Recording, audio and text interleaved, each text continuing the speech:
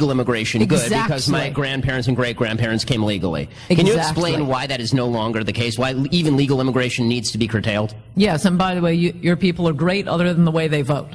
Hey, you have really a lot of brains, really helps the country. The ones who vote that way ain't my people. That's true. Well, it used to be, as Ben and I'm sure his grandparents are an example, pre-1970, immigrants were, as any immigration policy would require, better than us.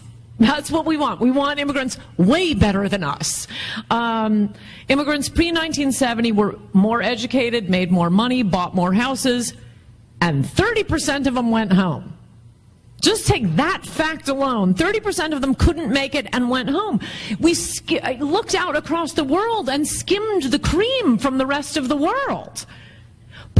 Unfortunately, the 1965 Act came at the same time as the Great Society programs, when America was transformed into a massive welfare state. Well, that is obviously going to change not only the sort of immigrant you're getting, well, the 1965 Act did that through a series of complicated rules to bring in people from cultures as different from ours as possible, and as poor as possible, because again, they'll work for the rich and they'll vote Democrat. Nobody goes home. Why would anybody go home? Go on welfare. And they are voting 8-2 for the Democrats. So what do we do about the H-1B visa issue? Because you talk about this, because one of the, like, Ted Cruz is very good on immigration, except for, legal, according to you, legal immigration and H-1B visas. H-1B visas are high-tech visas for people who don't pay attention to this stuff very closely. So can you explain the problem with the H-1B visa process and why even that needs to be curtailed according to your book? Yes.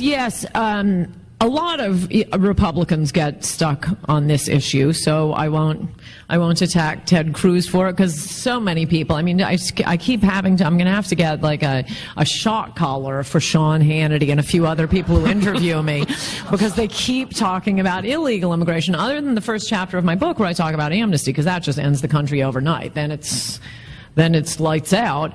The rest of my book doesn't particularly distinguish the Hmong immigrants up here in Fresno and out in Minnesota engaging in massive amounts of human smuggling, child rape, credit card theft, shooting hunters because they don't understand private property. This is explained with great sensitivity in the Minnesota papers. No, they're all legal immigrants. The Somalis voting for Al Franken and then going back to fight with ISIS, they're all legal. No, we are talking about the legal immigrants coming in, and the H-1B visas in particular are the ones that most Republicans have a soft spot for, mostly because we are lied to about, oh, there's just so high IQ, they have such gigantic brains. Incidentally, the only time I mention IQ in my book is to quote the ones who want the cheap labor on the H-1. Oh, they have such high IQs. It's just stunning. No, H-1B visas are being used, well, in the worst cases, to bring in concubines for Bali Reddy, Lucky Reddy, one of our model immigrants in San Francisco. He bought 12-year-old girls from their parents for sex, brought them in on H-1B visas. One died. This happened, I don't know, it's in the book, like 2001, 2002. I follow the news very closely.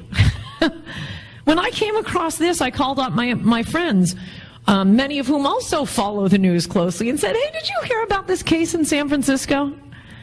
An Indian immigrant bringing in 12-year-old girls he had bought from their parents for sex, which ended up sex with all of them at once. He also brought in his busboys. He had a lot of restaurants and real estate property. That story was not broken by the San Francisco Chronicle. In fact, both the police and the media brushed it under the rug. It was broken by a high school journalism class. They had not yet attended Columbia Journalism School and did not know. No, it's against our journalistic practice to report facts that are unpleasant about our model immigrants. So he's bringing in, busboys, janitors, and concubines under the H-1B. There's one category of how it's an utter fraud. Other category, even the ones who are doing the computer programming work. Well, no, they're not the stars. They're doing standard computer programming work. Unfortunately, Americans could do the same work, but they want to be paid. the way the H-1B visa works is it's tied to a particular employer. So if you come in to work for Mark Zuckerberg and then, PayPal gives you a better offer, you can't leave without risking losing your visa. So you're tied to a particular employer. It's what's known in the law as indentured servitude, which this country abolished 100 years ago. Well, now the rich are bringing it back. And, we keep telling college students, oh, you got to major in one of the STEM fields, science, technology, engineering, math. Well, no, the STEM graduates, American STEM graduates, half of them are not employed in STEM fields.